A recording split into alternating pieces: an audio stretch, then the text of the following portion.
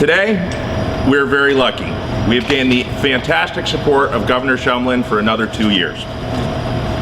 In the past 2 years, we've been fortunate enough, through the grace of lots of hard work, to double the size of our business, not only in terms of revenue, but also by becoming a more globally recognized business. And by doing that, we've also doubled the number of jobs, high-paying, highly technical opportunities right here in the state of Vermont. Woo!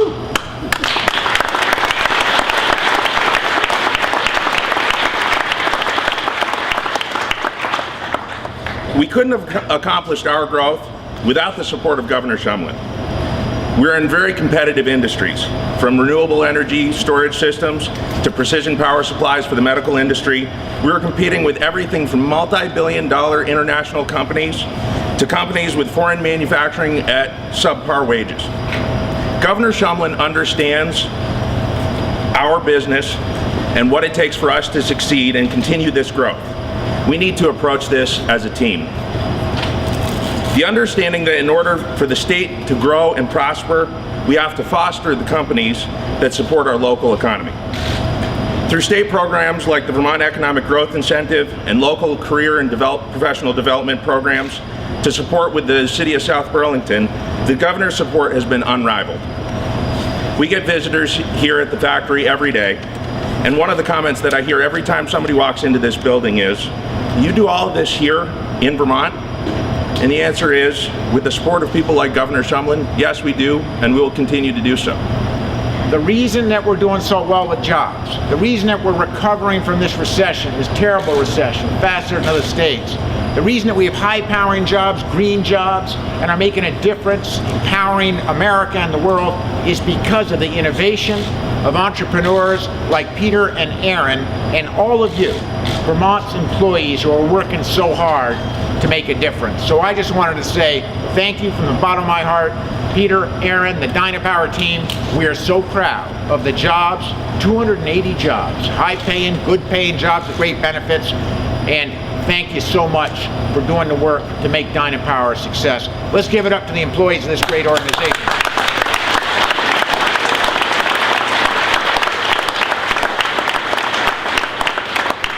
I just got to tell you this story. Dynapower exists, companies like Dynapower, from the Massachusetts line to the Canadian border. And I was up in St. Albans recently to announce our success in convincing one of the great pharmaceutical companies that's making generic drugs across America, Mylan Technologies, to expand another 130 jobs in downtown St. Albans. How many of you are from Franklin County here? All right, so you know St. Albans, a great town, needs jobs. So Lawrence Miller, my secretary, who's here with me, we worked really hard to get those jobs. And a couple of weeks ago, the CEO flies in from St. Louis, and to make the announcement. And I said to him, Tony, you know, in the end, how did Vermont succeed in getting these jobs? And he said a couple of things that are important. He said, you know, getting to your governor is easier in Vermont than other states. Having state government folks like Secretary Miller and other, we need you, we call you, we get you, you go to work. They said, we got you. You guys got us through that Act 250 thing. We don't have that out here in St. Louis, but you got us through that. And you said 34 days, you got us through it in 28 days. But here's what he really said. This is what I'm going to say to the extraordinary workers here at Dynapower. He said, really the reason we're here is that we've been in Vermont for almost 40 years. We're the biggest employer in Franklin County. And here's your answer, Governor. There is no better, more innovative, smart, dedicated, and reliable workforce than we have in the state of Vermont. And he wasn't just talking about America, he was talking about their plants all over the world.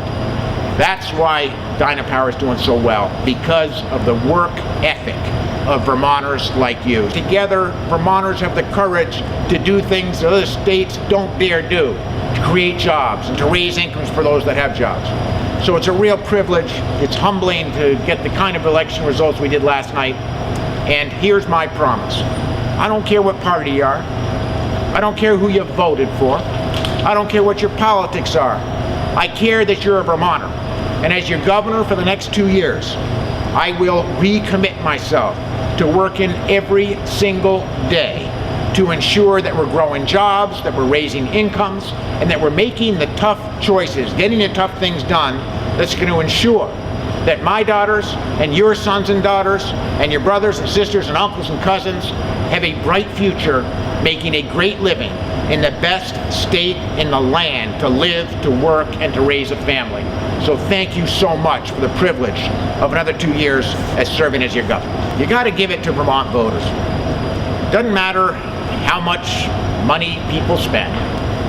Doesn't matter how much those outside political consultants come in and try to give a message to Vermonters with those TV ads and all the rest of the mail and everything that everybody is so glad we're not going to have to wake up to that in the morning.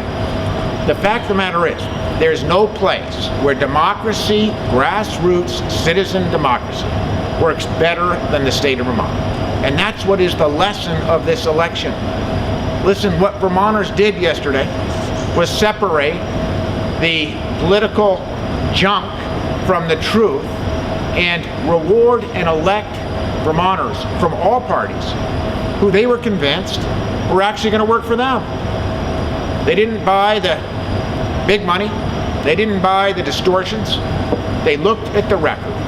They listened to the vision of Vermont, and they chose those elected officials who they thought would best continue the momentum that we have begun. And that's hugely refreshing. That's not happening in lots of parts of the rest of America. So I think we should rejoice for a minute in these election returns and the fact that, you know, you can spend a lot of loot, you can buy a lot of those out-of-state ads, but in the end, Vermonters judge you by who you are, what you stand for, and whether they meet you, whether you knock on their door, whether they look you in the eye and decide whether your character and your vision is the right thing for Vermont. And I think that's why we saw such an overwhelming mandate last night. Vermonters elected those who are going to get tough things done to grow jobs and improve incomes, and that bodes well for another 2 years of great democracy in Vermont. On a national level, I think it's worth mentioning two things. First of all, you know, Vermont was the first state in the country to pass marriage equality, not because judges told us that we should do it, but because in Vermont, our view is everyone should be treated equally. And we were the first state to pass it without a court mandate, without judges telling us we had to. Last night, a pretty astounding thing happened in America. We saw in the states of Maryland, Maine, and Washington, those states that have referendum government, that voters overwhelmingly chose civil rights over hate and said, love who you wish to love. That's a big deal. That's the first time that's happened where it's taken to a ballot, where the majority of people say, live and let live. We're not going to stand in your way. I'm proud of America for that evolution. In the state of Minnesota, there was a ballot measure that simply said, those who love each other shall never marry in this state. And guess what? It lost. So it was a big night for civil rights last night. And I know Vermonters join me in saying, we're glad we could lead the way. We know when Vermont leads, others follow. And we're proud of the states of Maine, Maryland, Washington, coast to coast, Maine to Washington, and the state of Minnesota for rejecting hate. I just want to say a word about our neighbor to the east.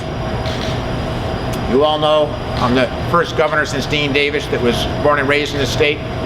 And I grew up, and my farm still is a place where I can see New Hampshire from my house. And I'm proud of the fact that we've got a faster growth rate right now than the state of New Hampshire and every other Northeast state, that we got the 6th lowest unemployment rate in America, and that we're the only state that saw income growth in 2011 of all the 50 states. But New Hampshire did something remarkable last night in electing Maggie Hassan to the governorship. I've known Maggie since I was in the state senate together with her.